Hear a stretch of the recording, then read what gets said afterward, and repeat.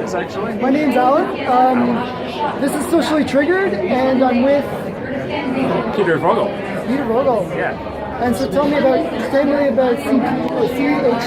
Yeah, so the CHP is the Christian Heritage Party. We're a federal political party. We're based on principles that don't change. The founding values of Canada: honesty, respect for life especially. We're a pro-life party, so we believe that every human life, even before they're born, has intrinsic worth and value. And we also believe that those children, as they're raised and they grow up, shouldn't be handed a massive debt by the generation that's going before them. They should be left a heritage, something that's worth fighting for.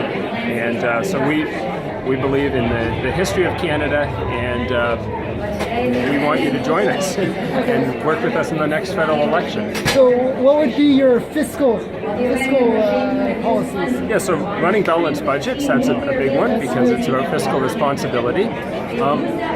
And also, we believe in the value of families. So we would favor tax credits for families rather than for daycares, because we want parents to raise their children with their values. We believe that's a really important part of a free country, is parents with children, and then also being able to look after, say, aging family members as well. So rather than trying to institutionalize the older generation, if possible, home care with tax credits should be favored over institutionalization. So I agree a lot with these words. Yeah. So what do you think about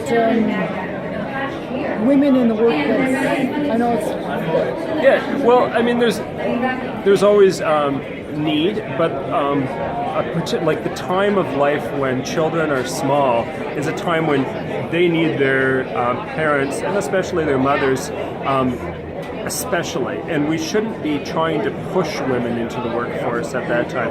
If they have small children, they should feel that they have the freedom, the financial freedom, to be with their children as much as possible. And so, yeah, there's situations of single parents and things, but they often also rely then on the families where maybe they could have a neighbor look after their child with the same values that they hold, rather than institutionalizing. That should be sort of a last resort rather than a first go-to. Yeah, I agree. Actually, I did a video on that where I actually, the first 3 years of a child's life, they really should be with the mom. Yeah, so I agree with you. Interesting. How do you guys?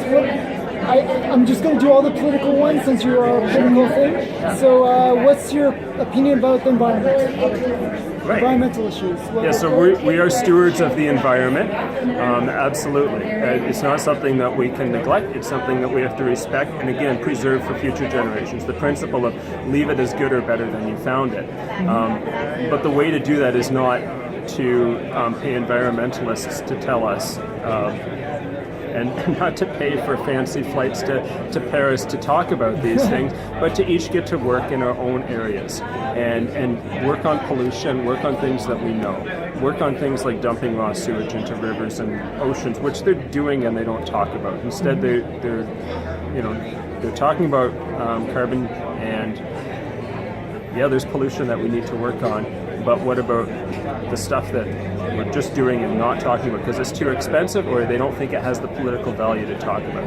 So, dumping of pharmaceuticals into our waters, things like that. Like, we all know that these could be real issues, but nobody wants to talk about them. So we're there to talk about the environmental issues that other people are willing to just sort of say, well, we can't tax it very easily, and so just don't talk about it.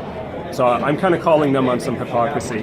They'll probably call us on it because we're against the carbon tax. But I'm against the carbon tax too. Stupid tax. Well, any tax that just does absolutely nothing, doesn't actually address any climate thing, it seems stupid to me too. Well, that's the thing. They're talking about how to tax it on the front end, but what about educating on the other end a little bit more in terms of what they're really going to do to clean up the air, the water, the land.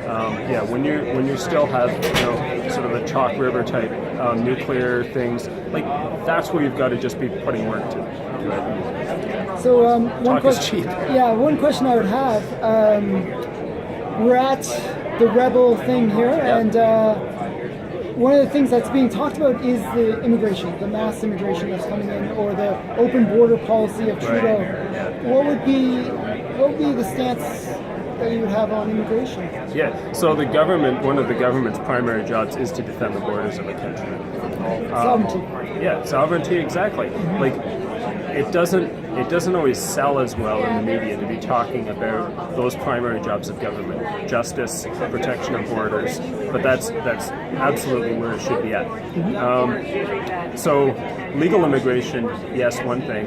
Illegal immigration, absolutely another. Yeah, because you're really disrespecting the process by queue jumping, and the government is disrespecting all of the people who are in the queue legally by just allowing them.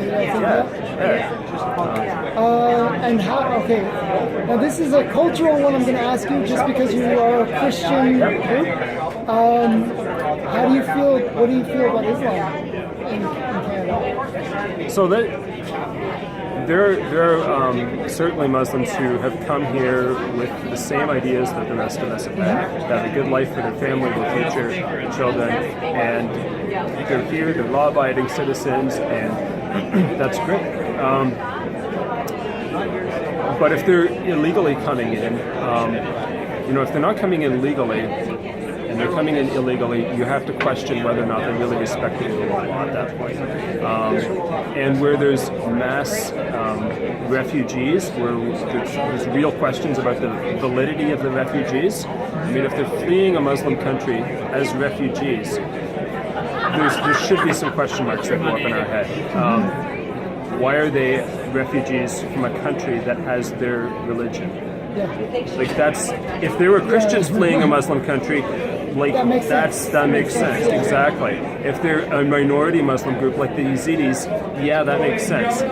But if they're a majority, like, that doesn't really wash. So there's some real questions that have to be asked about that. Yeah. And we don't favor immigration from countries which practice Sharia law. Like, refugees are, like, real refugees are one thing, but if the idea is to take Muslim jurisprudence and impose it in Canada, of course we're opposed to that. One rule of law for all Canadians. So wow, this was a very good interview. Thank you for answering all these questions. I know it's been hard. So just thank you again. And any one last pitch to the audience that you want to make? Yeah, just really seriously look for CHP in your area. We're not active in all parts of the country yet, so there's enough time between now and 2019 to find a candidate and make sure you can vote for CHP in the next election. Thanks again.